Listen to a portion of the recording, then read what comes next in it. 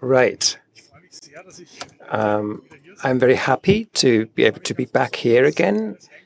And I'm particularly happy because my last talk, this is going to be my last talk as a member of the TV Broadcasting Council for the public broadcaster ZDF. And the very first one I gave was at another Republica, and that was in 2017 when I was in office for a year. And I reported about the work of the TV Council back then. A lot of things have happened since then. I'm not going to go through all that. I'm going to look towards the future. But just very briefly, what is the TV Council? According to its own description on its website, these are the arbiters of the audience members representing the interests of civil society towards the public TV broadcaster ZDF. It consists of members from various parts of society, and up until the end of this month, when I will change into the executive board that is going to be constituted. There's a kind of sadness as I leave, because I was the first representative in this committee that was responsible for the internet. This is a section of the State Treaty on the Media saying that the state of Berlin would be sending a representative from the area of the internet, and that was me. And of course, that is a very manifold kind of group, diverse group. And I didn't actually envy the other representative about senior citizens, family, women, and youth, by the way. Before we go to the future, one slide about what has happened so far. And you know, from these serials, the recap at the beginning. I'm going to keep it short because you can't click it away, as you can with many serials. But I would like to tell you, just as a kind of overview, that it does actually matter to have these committees. Things can change, and even these huge tankers, as it may seem, can make things change. As I said, in 2016, I became a member of the TV Council, and at the same time, an offering for young people called Funk, that is German for radio or broadcasting, started, which was online only. And on the 1st of May 2019, the new State Media Treaty came into force, which for the first time allowed public broadcasters to link to each other on their website.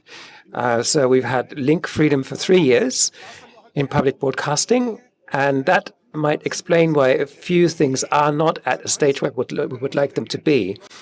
There was a login to the online offering of the public broadcasters with age verification and personalization if people wanted it. And in 2020, this mostly affects the premium nerds among you. In 2020, the TV Council didn't just make their meetings public for present spectators, but also for an online audience. The meetings were streamed live. And in 2020, a joint login for the online archives of both national public broadcasters, ARD and ZDF, was introduced. And the common framework was interlinked. And they wanted to start a streaming network as well. So things are happening in the last few years. And where are we with public broadcasting in Germany? When we talk about democratizing it, is that actually relevant on the internet? Is anyone still watching? And these are the latest figures about these streaming platforms. And you can see that public broadcasting offerings, the online archives called Mediathek, have actually caught up with Netflix in the last year. And they don't really have to hide away. The name of my talk, though, is Less Netflix, More YouTube, and More Wikipedia. And the objective to kind of look towards YouTube, I'll explain about that later, that makes sense from a reach point of view, because YouTube beats Netflix Prime and Disney+.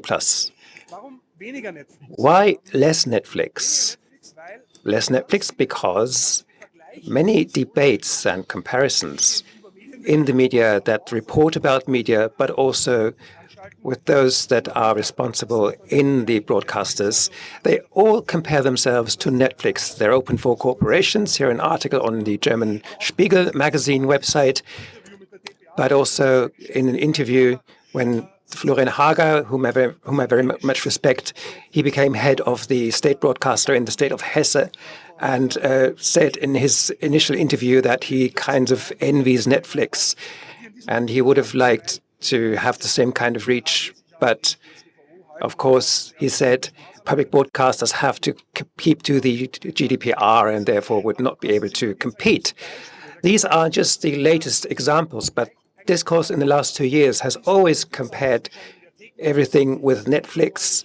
Online archives, are they as user-friendly as Netflix? And what are the consequences if you take Netflix as a role model? Netflix as an online offering, a streaming service, does not allow comments, does hardly allow interaction.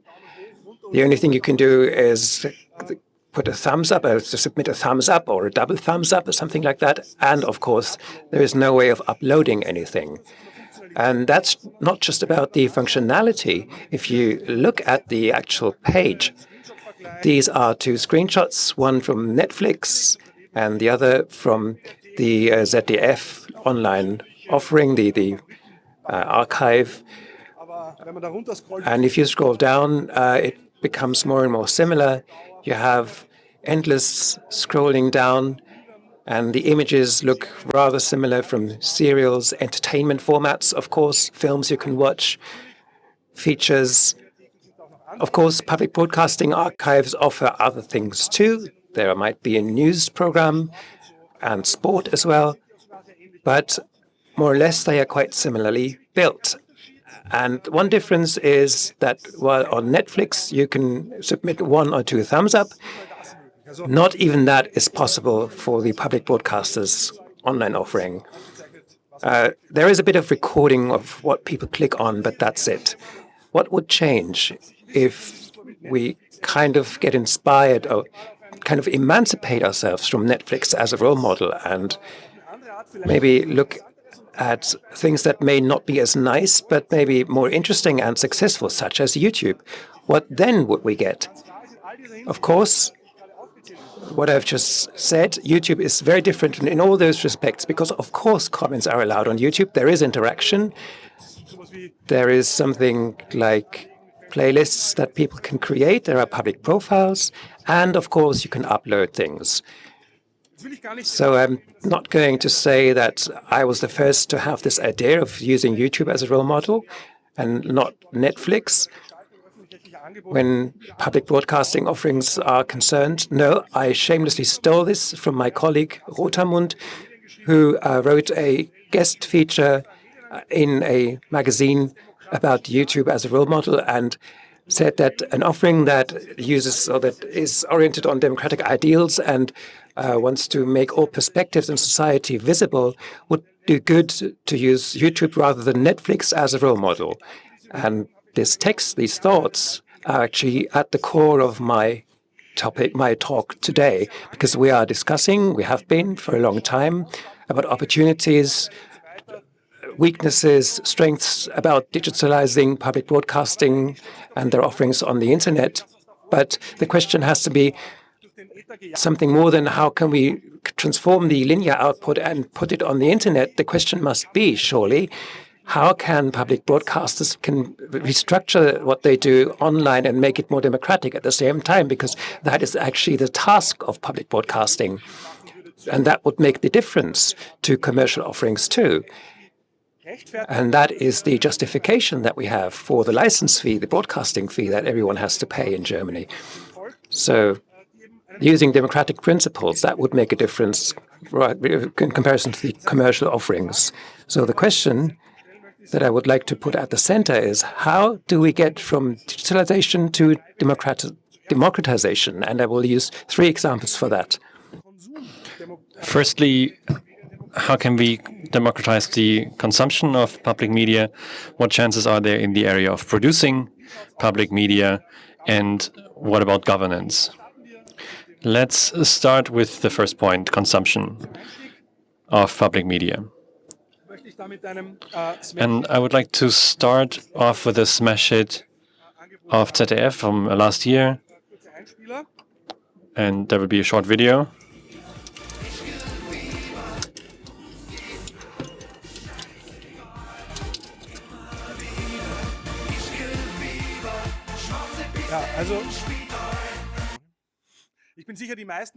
I'm sure many of you will know this, but the reason I showed this is to send you home with an earworm. The video from Tommy Taylor-Lift and Frank Zahn and all these guys is currently at 3 million views on YouTube.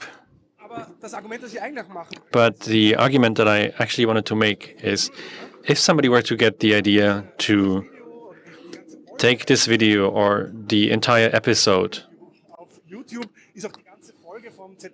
and the entire episode is linked from the music video on YouTube, and people say, you know, I want to watch it on the media library online at the public broadcasters, and then I click the link and I try to comment, and you end up here. And it wouldn't be possible to comment on anything because this episode has been taken offline since. So I've talked about this before many times, and it's quite annoying that you depublish content where you own the rights to, but that's not the topic of my session today. But even if, and you know, I didn't plan this, I only realized this while preparing this talk, that this video, even though it's less than a year old, it's not available online in the Media Library anymore. But even if you tried to watch this episode a year ago in the Media Library, you wouldn't have been able to do anything but watch it. And on the other side, if you're watching the music video even today on YouTube,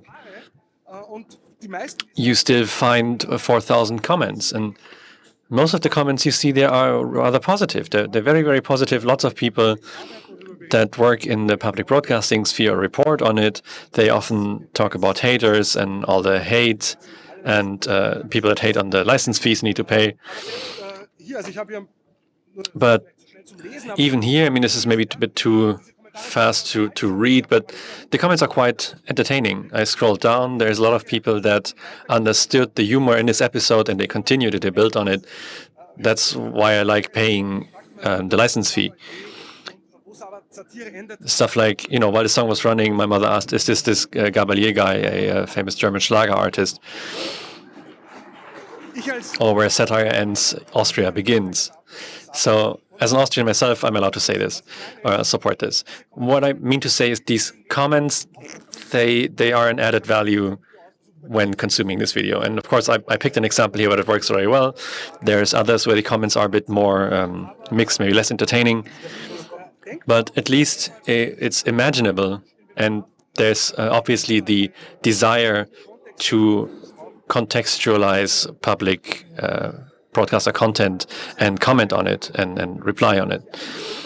And because this feature is completely missing, effectively ZDF is sending its audience to a commercial platform for interactions.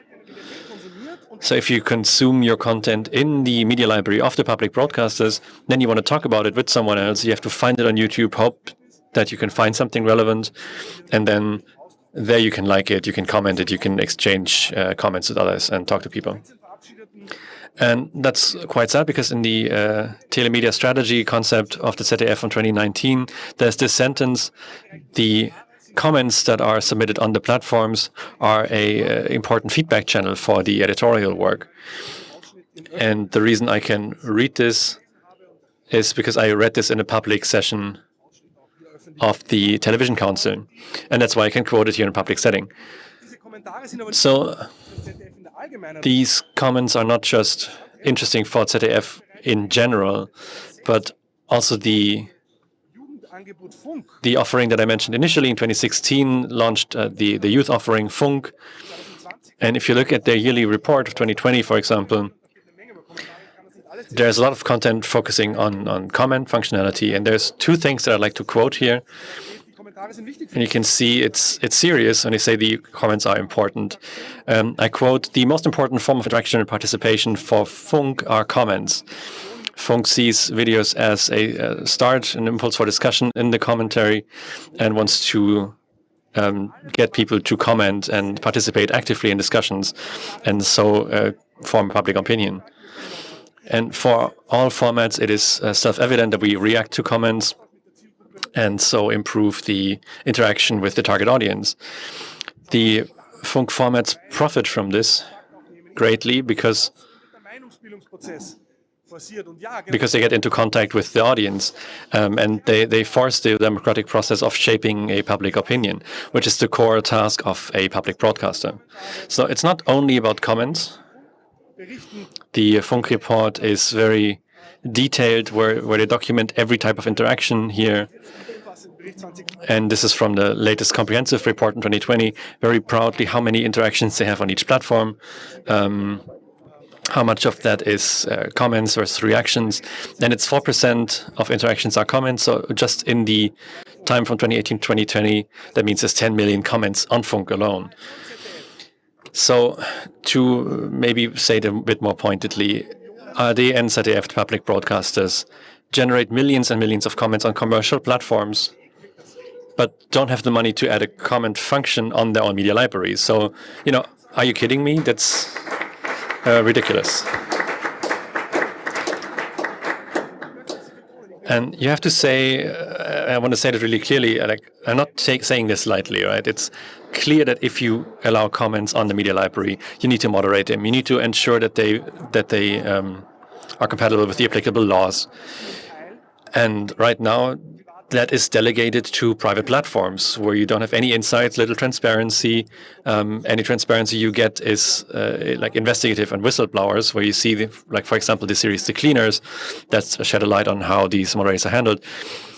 And already there's a lot of time that's being invested into moderating these comments on third-party platforms, but on their own platforms, it's not allowed. And a similar mismatch, and that leads me to the second area that I want to focus on. This is where the democratization of the consumption of public media would be required. And I'm a bit sad I have to even mention this in this talk again. It was already a topic on the first day of Republica yesterday. My favorite topic, Wikipedia.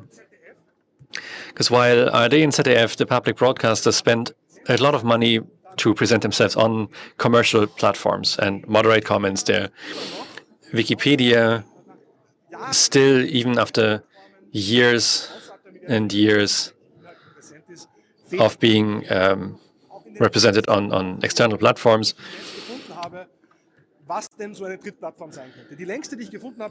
Wikipedia is still missing data on what a potential third-party platform could be.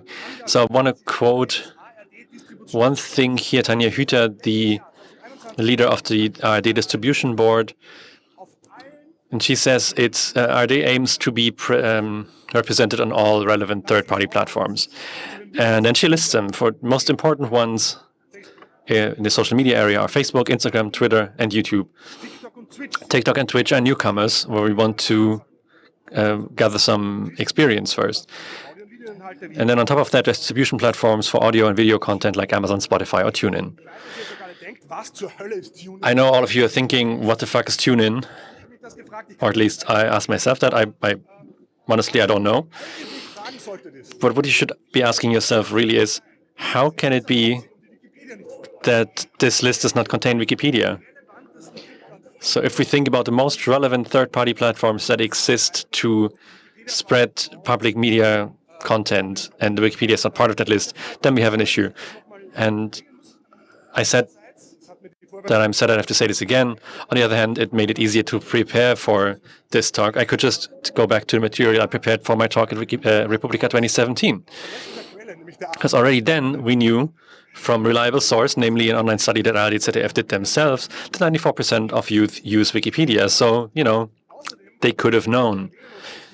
One other thing I want to mention here, and this is an opportunity for me to show this, my favorite slide of 6 years as a member of Television Council again. You could have known that Wikipedia and the public broadcasters have a much better fit than all these commercial platforms. Why? Because Wikipedia is largely textual content, very little animation, very little movies, moving pictures.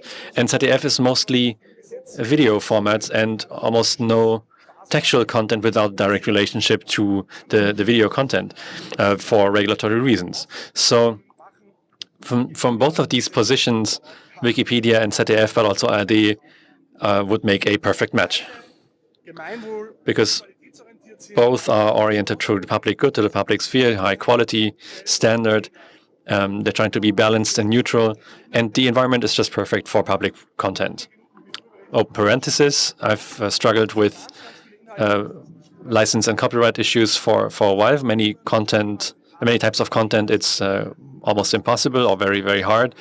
You will never see the Tatort in Wikipedia, and everything that's fiction, it's basically impossible.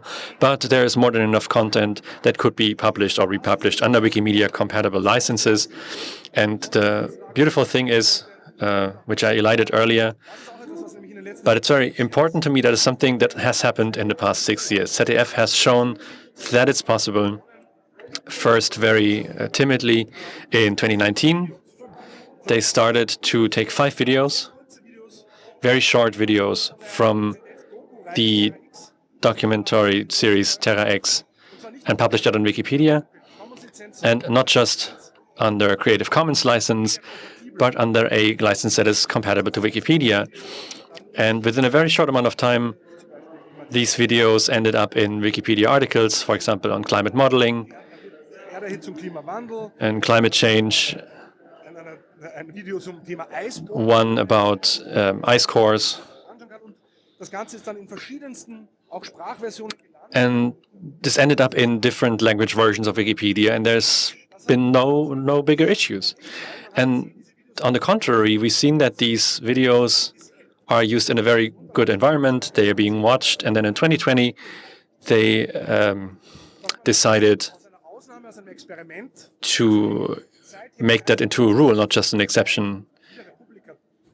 And so in May 2020, again, Republica dates, there's multiple clips from this Terra X series will be published every week under a license that's Wikipedia compatible. And on the blue scale here, you can see on the right the cumulative views per month of all these ZDF videos only on Wikipedia. The free license obviously allows the use also outside of Wikipedia. And you can see this is old data from September 2021. Currently, we're at over 2 million views per video, and the views per video we can see on the left side scaler in the yellow. It's not saturated; it's more or less stable. So we can keep adding clips. It will keep increasing the reach in exactly that area where public broadcasters have their core duties in the space of information, education, where you're trying to reach the audience. And there's hardly any easier, better, and cheaper way for the public broadcasters in the digital platform world to reach their targeted audience than making it available under Wikipedia-compatible licenses.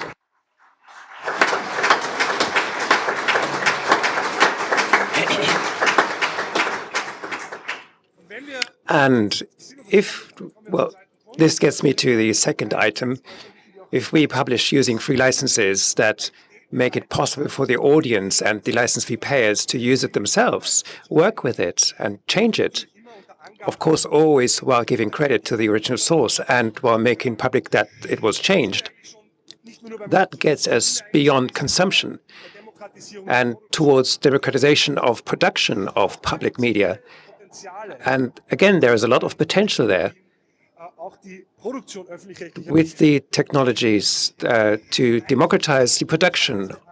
And there are first approaches, but I think much more would be possible.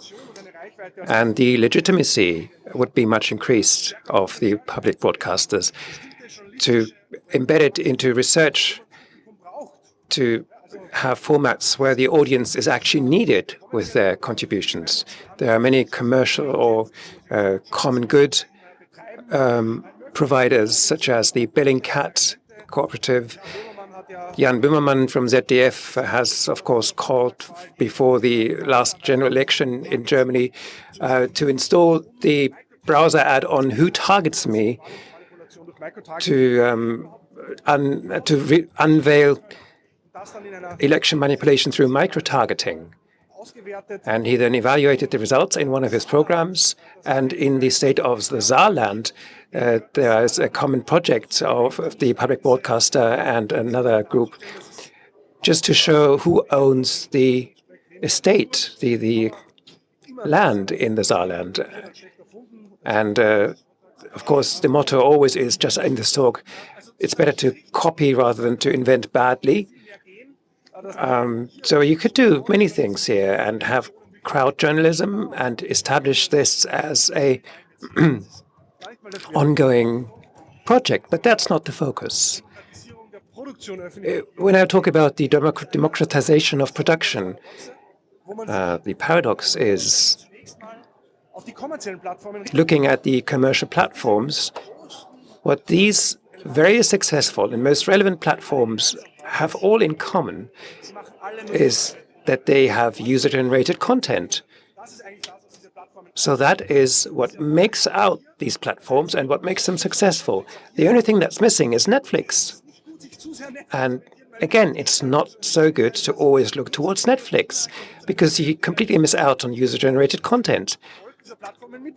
And that might be part of making the platform successful. So not just content. In the first step could be relocated to these platforms as a first step. But content from these platforms in a curated way could be imported. So why not go the other way? Again, this is not one of my ideas. It's from this text, Model YouTube, by Hermann Rotermund, who writes, if you look around at YouTube, you find thousands of sensible videos that could be used in teaching. And the state media treaty that regulates public broadcasting between the German and federal states says there should be links to content that is offered by institutions of the science and culture. And that is actually suggested in the treaty. Content that is useful for the telemedia offerings from a journalistic editorial perspective. And there is such content on YouTube that could be useful in public broadcasting offerings. So why not start this way? And I don't even have to allow users to upload things in the online media libraries. And about the contents of these commercial platforms, you, of course, import their rules as well as you import their content. And the question is, do you want that?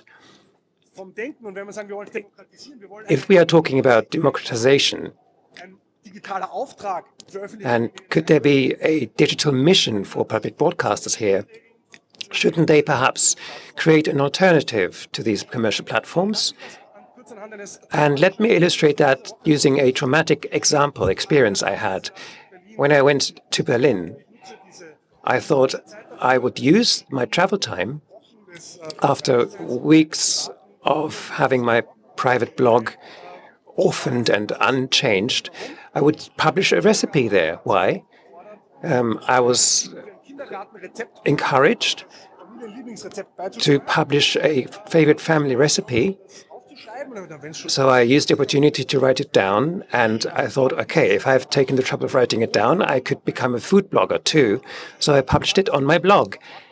And what does the successful food blogger do then? Of course, they try to generate reach through social media. So I shared this link, and I said that certain kindergarten had encouraged me to do this. And the result was that Facebook didn't allow this to be published because content that looks like spam, according to our community guidelines, the message said, are blocked on Facebook and cannot be processed. I didn't even have a way to complain. I felt quite alone. So that was interesting. When I say public broadcasters should invest in upload opportunities, the fundamental consideration is, well, recipes, perhaps, who cares? But there are many other questions too. How do we deal with violence depictions, with nudity? There are many kinds of content that platforms might regulate quite restrictively, or maybe not restrictively enough. But either way, you are simply exposed to these rules and cannot change them. And this was a debate that was raging before Republica, when Elon Musk said he was going to take over Twitter. And I used this opportunity to actually do a bit of tweeting. Well, I wrote an article saying we need a new Twitter. And as a public media provider, to open your content to these platforms is desirable in any case, no matter who owns YouTube or who owns Twitter. That's not the issue. The dual system has always meant that there is a democratic mission and there is profit-oriented media on the other hand. So there is a kind of competition, and they both have a relevance and have a reach, and can make the democratic public more diverse and more democratic. So if you talk about public media opening themselves up to contents by their users, that gets me to the last item of my talk. That has consequences on governance of public media. And I would like to restrict myself to considerations about digital technologies only regarding the internet and these technologies. So the idea that the internet should lead us to democratization is what I'm going to follow. There are, of course, many ways to change the governance of the public media and make them more democratic, and many of them are not related to the internet at all. For example, in the broadcasting councils that oversee the public broadcasters, we always have the issue that there's a lot of debate about the public broadcasters having to be at a distance to the state. And that's, of course, important, because if they are to perform a kind of controlling function towards politicians, they have to be independent. But if I say they have to be at a distance from the state, and I have some of these representatives in the overseeing committee, how can I then link back to democratic society? And one thing I've said at the previous Republica, why don't we take something that we know from the legal system? So why don't we take a third or a fourth of the members of this committee and draw lots about who would be those representatives, and where some of these members would have to strive to actually legitimize their position and not just be sent in by political parties. But that's not the focus. My focus is, in what way can the governance be democratized through new digital technologies? And the first ideas are an offering called co-determined broadcasting. The idea is that license fee payers could report what they would like their license fee to be spent on, and you could then compare this to what they are actually spent on, and you can then quite nicely compare. And there's a lot of money going into sport, for example, and a lot of money into film production and serials and something like that. And if the people would choose that, maybe they would even invest a bit more into cultural content. We don't know, so we could try this out. But I think the main issue, the item where the need for action is greatest in the public broadcaster's own interest, is the infrastructure, democratizing the infrastructure. And that's where everything that I've said so far comes together.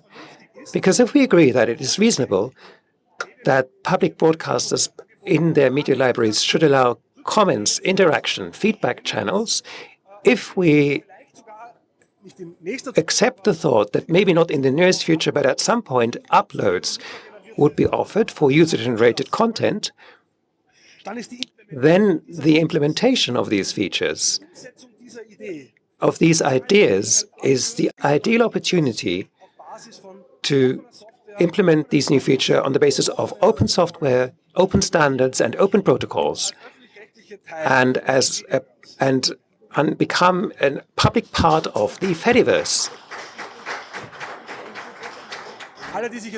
Everyone that is now asking, what the heck is the Fediverse? For you, I have a slide from the German Wikipedia article.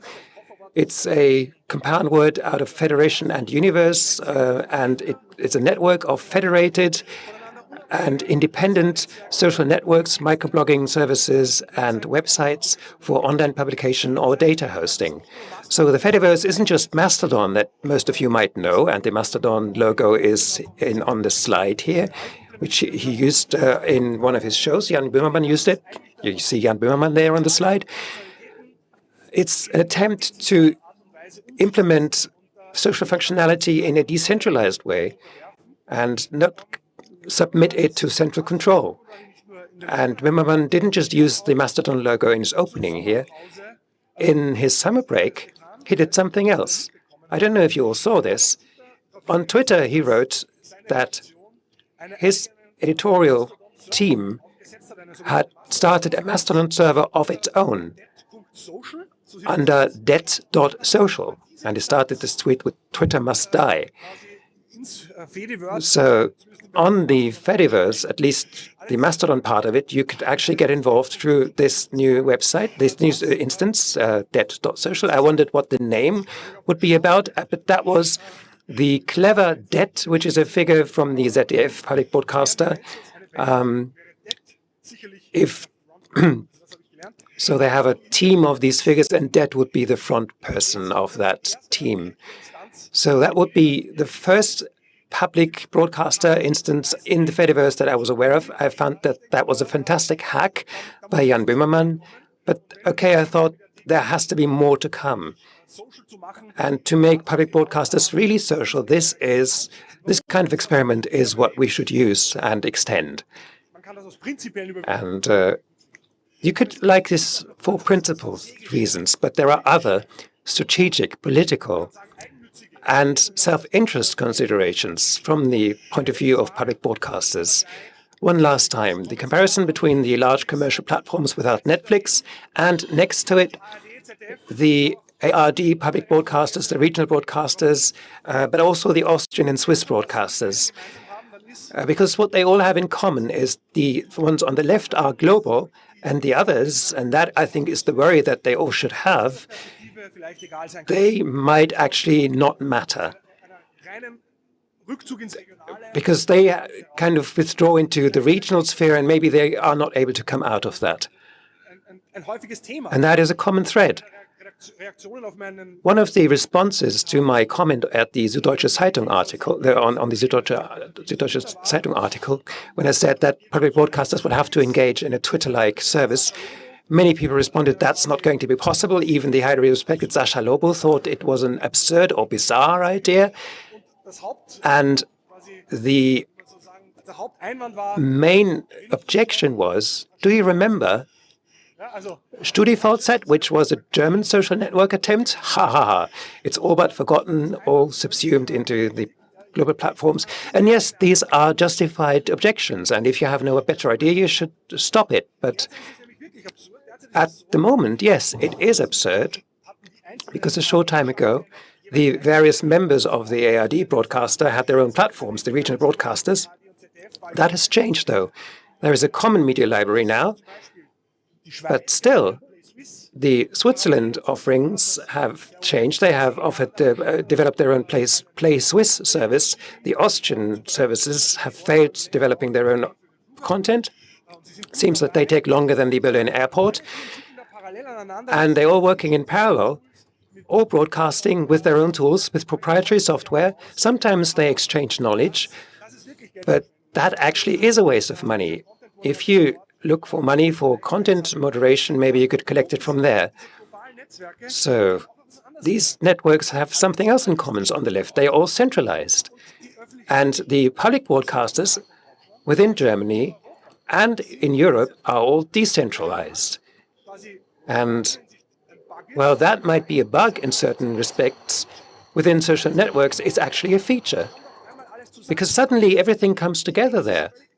And it's completely okay if each individual regional broadcaster and the Austrian and Swiss broadcasters start their own Mastodon instances or their own media libraries and edit them and maintain them. And that's actually desirable, because that is the decentralized character, and that makes out these social networks. As long as this is on the basis of open software, open protocols, and open standards, this is exactly what should happen. So decentralization suddenly turns from a bug into a feature. Let me get to my conclusion. I said my focus today is how can we get from digitization to democratization of public media.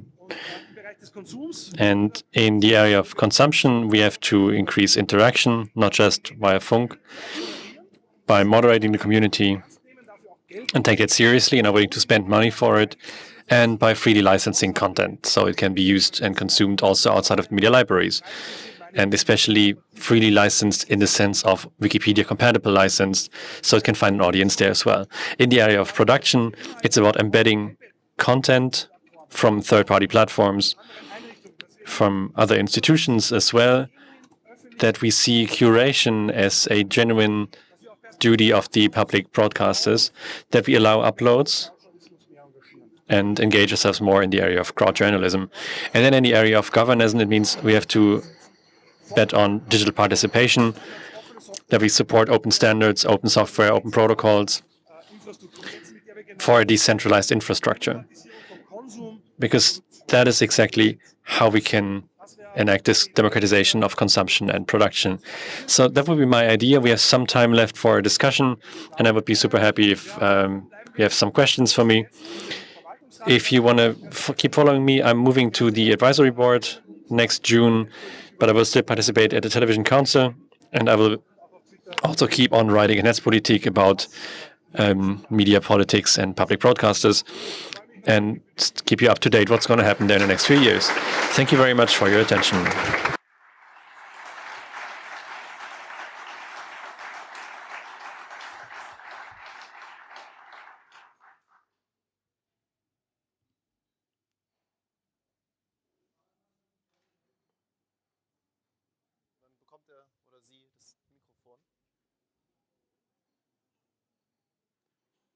Also es gibt ein Mikro, oder? Okay, there is a microphone, right? Okay, who wants to be the icebreaker? Oder Eisbrecherin, Entschuldigung. Ich höre nichts. Jetzt? Achso, Jetzt? einschalten soll nichts. Jetzt zu hören? Sehr gut. Tag, Lars Fuchs. Okay, hi, I'm Lars Fuchs from WDR. I'm doing radio. One second, I can hear you yet. So, jetzt höre ich. Tag, Lars Fuchs, WDR. Ich will es nochmal anmachen. Hi, I'm Lars Fuchs. I work at WDR and I do radio there. I think Wikipedia is an interesting approach. There's textual content, lots of content. Are there any numbers whether that's also being accessed? I can imagine that video is being downloaded and watched, but implementing audio, I have no idea. I have no data, but I have a hypothesis. So I have an anecdote about this. I don't have to repeat the question, right? Okay. So I don't have numbers either about the use of audio content in Wikipedia. We only get that when we upload more audio content.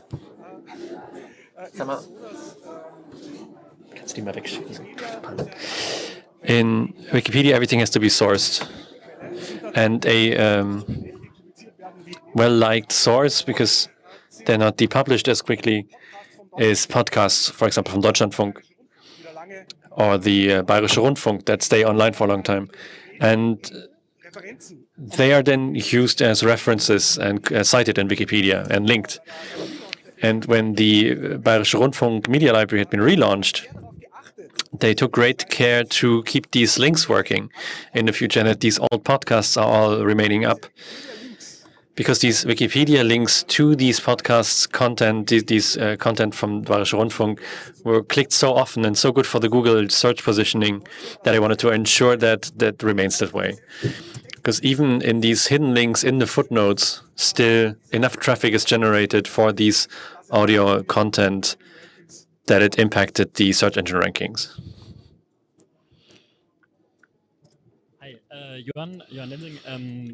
Hi, I'm Johan Lenzing. I'm part of the Wikilost broadcast team, the Wikimedia team that's started the cooperation with ZDF. My question would be from the other perspective to you as a member of the advisory council. There is a FATS article that was recently published and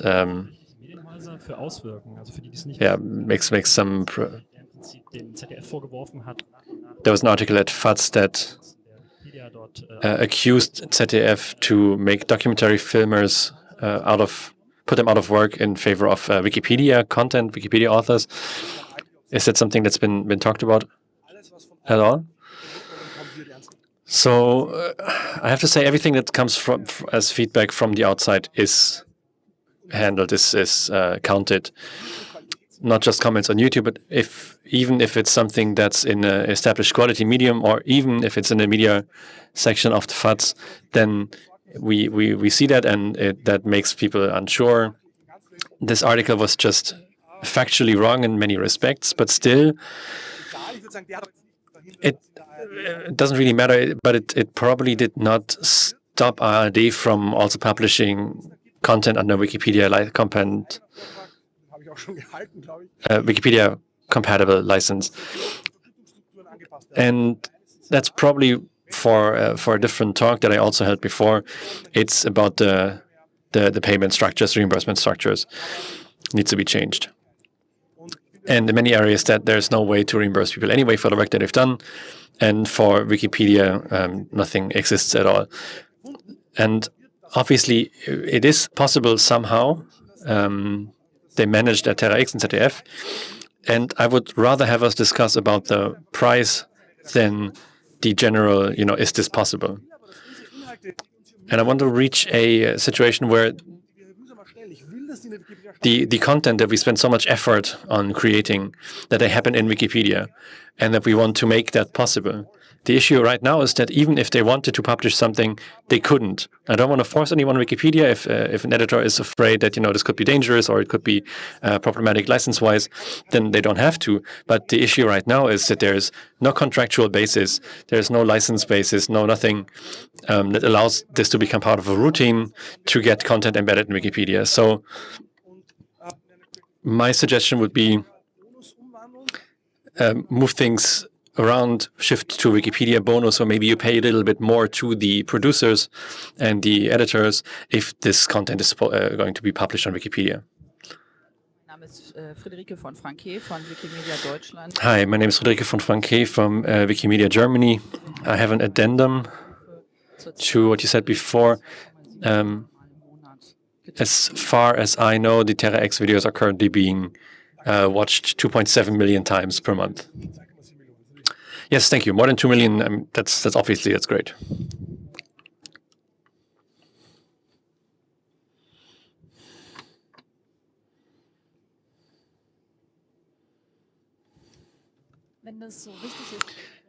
If it's so important for the editors to have this feedback channel via comments, then why aren't comments allowed? What are the big arguments against? So I have to say the arguments that I've heard so far is mostly the effort required to moderate comments. And I wrote this also in Netzpolitik article yesterday. My hypothesis is if the private platforms wouldn't make engagement the central metric and the central currency and lever for reach. So on third-party platforms, in order to get reach, I need engagement, right? And engagement means likes, shares, comments. And if that wasn't the case, if the way leading to reach wouldn't go only through engagement, then public broadcasters would still not moderate comments to this day. But because the platforms force them, that's what they do. And then they realize, oh, they're profiting from it.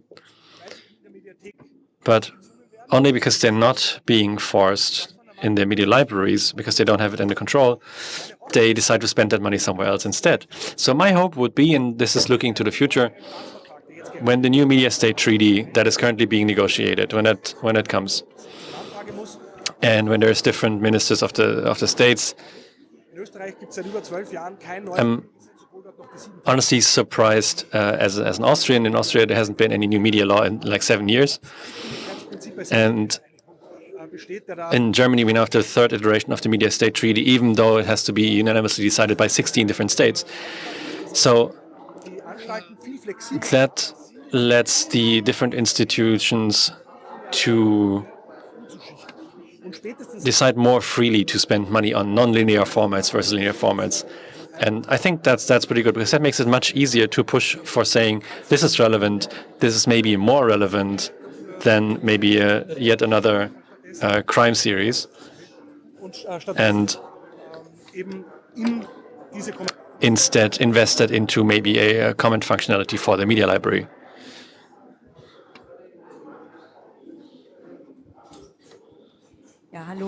Guten Tag. Hi, hello, I'm Uschi Hansen from 37 Degrees. I thought I might just speak up about comments on the media library. We have Facebook, YouTube, lots of comments there that we're happy about. If we enable comments on the media library at the public broadcaster sites, all we get is hate from people complaining about the license fees. And for us, that's the main reason why we deactivated comments, just a bit of feedback from practice. So all I can say to that is there is no commentary culture in the public media sites right now, because it's just not normally enabled. And you can get this hate anyway if you're anywhere in this sphere. Even myself, even though I'm not part of the ZDF broadcaster myself. But I think that's exactly why we need a form of moderation.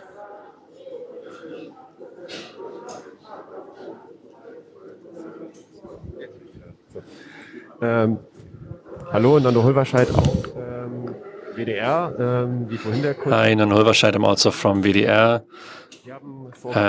but a different part than the colleague that spoke up earlier. We had a Twitch prototype a little while ago, and interaction, especially live, is a big thing there.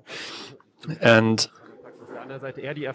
also just talking a little bit out what's going on in the field. It looked pretty positive. We had a few streamers that brought their own community, and that's a little bit of self-moderating, because people are engaging with the content, the reference content, and explain things to people that joined later. I have maybe a bit more pessimistic question, because I've seen this happen. If you look at that from a high level, do you feel that the councils that decide whether we can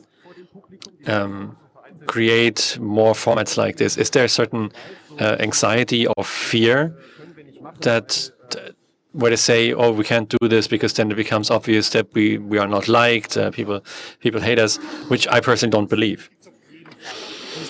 Yeah, I think that fear definitely exists. It's there, the fear of blowback, and all the people that want to get rid of public broadcasters outright. And that fear is also there because these voices are very loud. When you record this feedback, often they're very organized. Other than like other social activists, they have Telegram groups or whatever groups they have where somebody posts something, and then the swarm comes, and then there's 15 comments saying the same thing, or 100 times saying the same thing in slightly different words. And of course, that is something that you have to take into account when you analyze and moderate this feedback. And you also have to price it in. And I think there's definitely a learning curve here. I'm grateful for the contribution. That's all of the large platforms, right? One that I didn't mention, for example, is Reddit. A lot of large platforms use community self-moderation to handle, or even be able to handle, this volume of comments and feedback. And that is something that, public broadcasters financed by the community, that is something that's very close to how that's supposed to act anyway. So I think this self-moderation will definitely be part of a concept for moderating feedback, and we will need it.